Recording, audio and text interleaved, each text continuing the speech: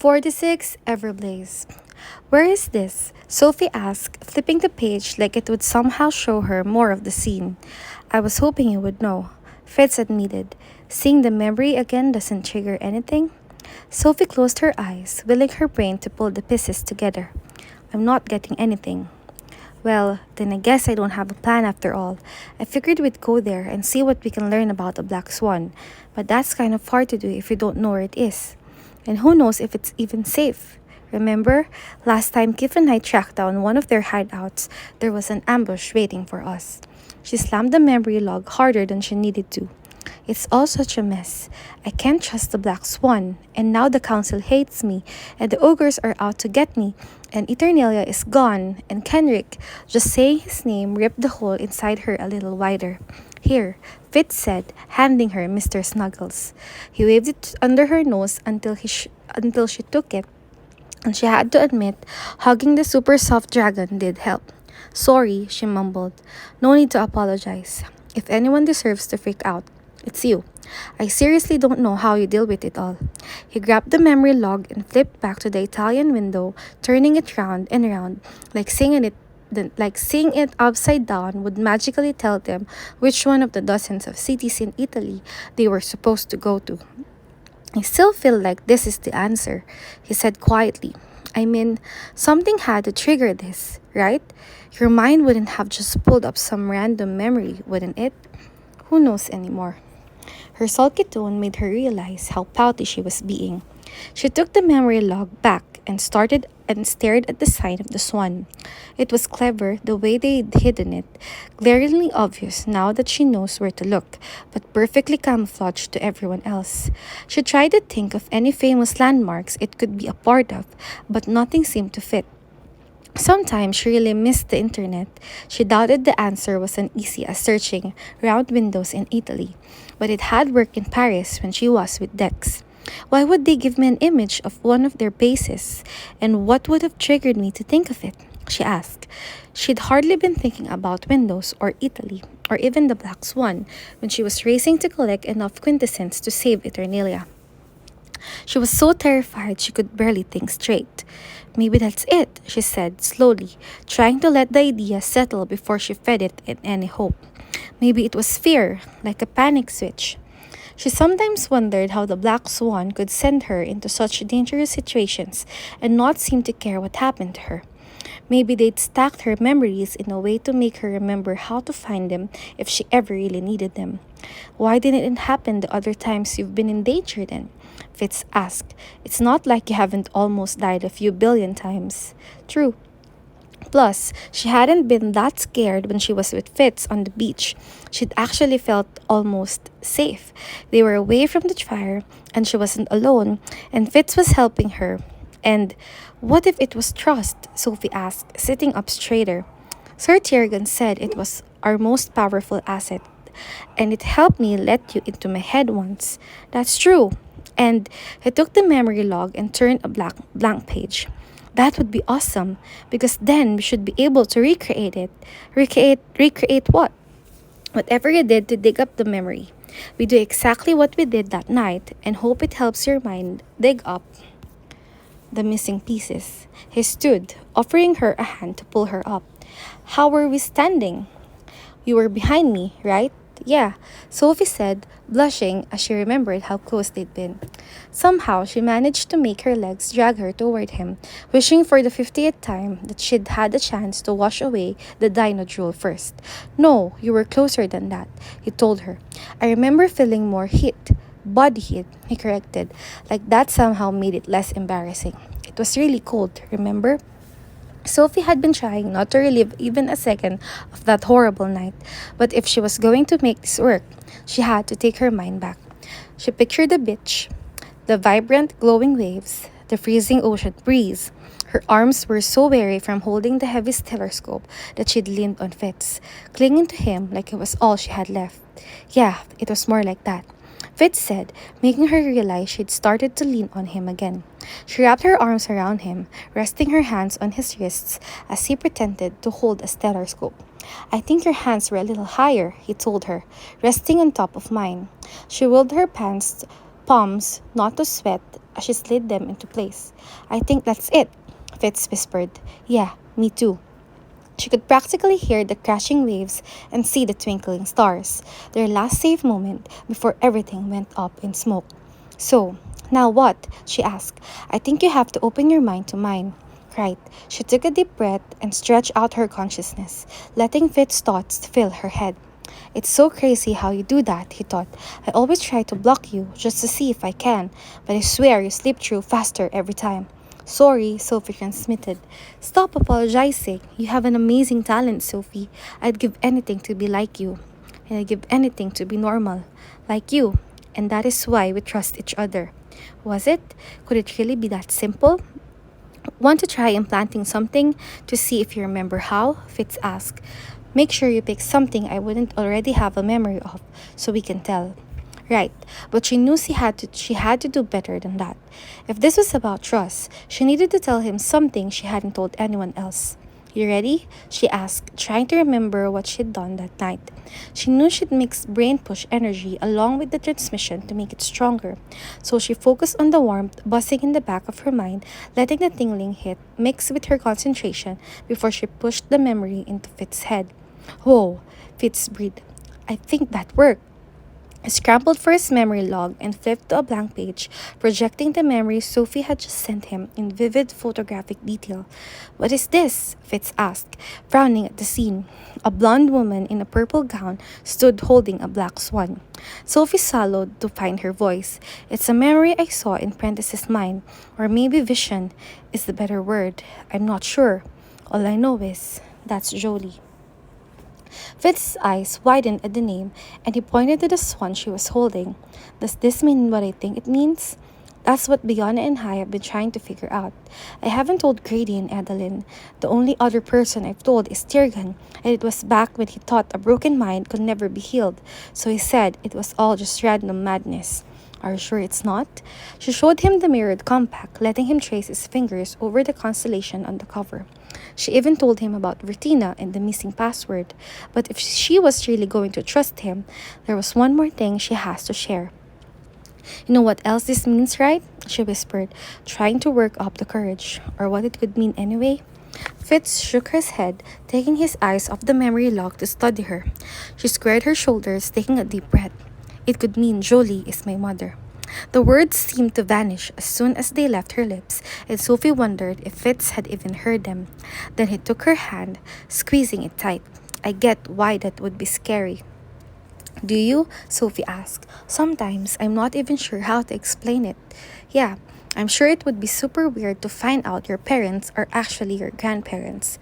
That's part of it, Sophie whispered. But also, I don't know. What? She picked up Mr. Snuggles again, squeezing tight as she told him.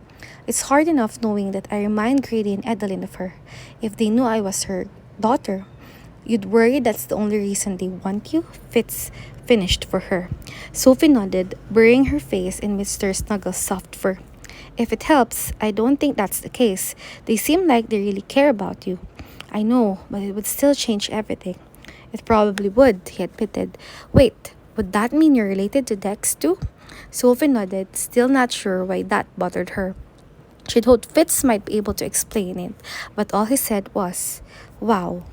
Then he totally cracked up. Dex is going to freak if that's true, he said between laughs. If what's true? A painfully familiar voice asked from the doorway. Fitz fell silent, and Sophie forced herself to turn toward the sound.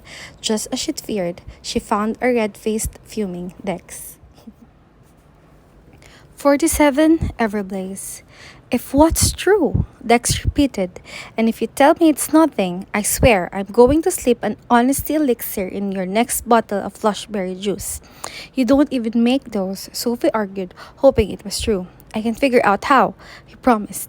Sophie glared at Sander, wondering what the point was of having a goblin constantly eavesdropping outside her door if he couldn't give her a heads up about surprise visitors.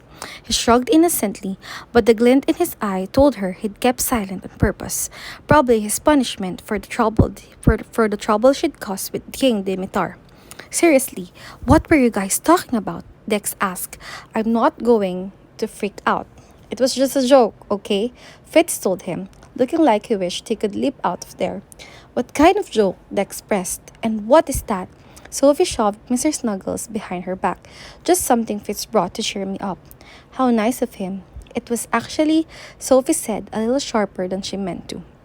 She'd been trying not to let it bother her, but she'd been through a fire, a funeral, and almost been kidnapped by an ogre king, and Dex hadn't even hailed her on her imparter to make sure she was okay. I'm sorry I haven't come by sooner, Dex mumbled, like he knew what she'd been thinking. I've been stuck working on an assignment from the council. Really? Fitz asked, the same time Sophia asked. What assignment?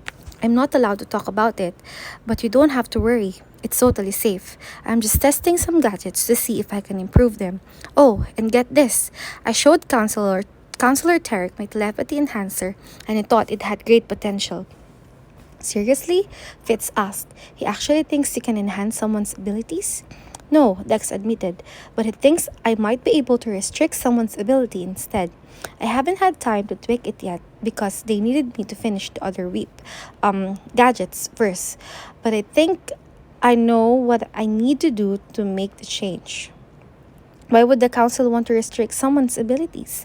Fitz asked, clearly disgusted by the idea. Sophie was more bothered by Dex's little slip.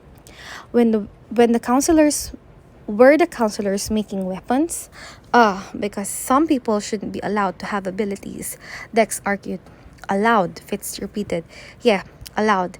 Think about it. Restricting Finton's ability would have saved Counselor Kenrick's life, and his own life, and all of Eternalia. But Sophie started, then realized she had nothing to say. The counselors had done everything they could do to keep the healing safe, but they could only control the temperature, the clothes, how many people were in the room. They couldn't control Finton. Okay, but controlling people with gadgets, Fitz asked. That's creepy. I turned to Sophie like I was expecting her to agree, but she was too stuck on the idea that the whole fire could have been prevented with a simple silver circlet. They wouldn't be controlling everyone, Dex argued, just the people who need it. And who decides that? Fitz asked. The council, obviously. What? Asked when Fitz cringed. I thought your family was like the council's number one fan club. You clearly know nothing about my family. But I'm not saying I don't trust the council. I'm saying I don't think it's right to mess with people's brains. Ha! This coming from a telepath. Telepaths have rules and restrictions to follow to make sure we don't abuse our abilities. Sounds like technopaths need the same. The council is the one asking me to make the gadget, remember? Yeah, that's what worries me. I think I'm going to go home and see if my dad knows about this.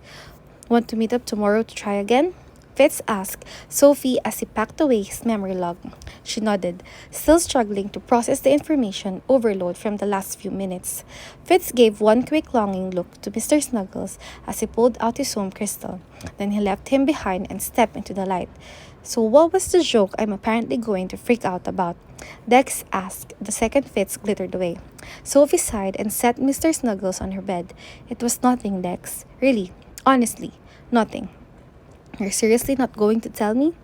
Not right now, okay? It's not important, and maybe you haven't noticed, but I'm having kind of a bad week. Her voice caught on the last words. You're right, Dex said, moving closer. I just... no excuses. I'm sorry. Thanks, Sophie mumbled, wiping her nose. He reached for her hand, then stopped halfway there, leaving his fingers dangling. I'm sorry I didn't check on you. I begged my dad to let me help with the Everblaze, mostly so I could make sure you were okay. But he said I wasn't experienced enough to handle Quintessence, so I stayed up all night watching my panic switch in case you called me. I even kept my shoes on so I wouldn't have anything to slow me down, but you never called. I'm not going to drag you into danger, Dex, but I want you to. That's why I made you that ring. And I'm sorry I let the council's assignment keep me from checking on you. I should have made time, though I also wasn't at the planting, so I didn't know about King Dimitar until today. That's why I rushed over. Why weren't you at the planting? Counselor Tarek needed all the gadgets back by this morning so he could pass them on to the next technopath, and they needed a ton of work. You can stop calling them gadgets, Dex. I know they're weapons. He hesitated before he said, not all of them. Besides, don't you think it's good that council is realizing they need to be prepared? My dad said that if they'd had a batch of Frison on hand, most of Eternalia would still be standing. Yeah, I guess.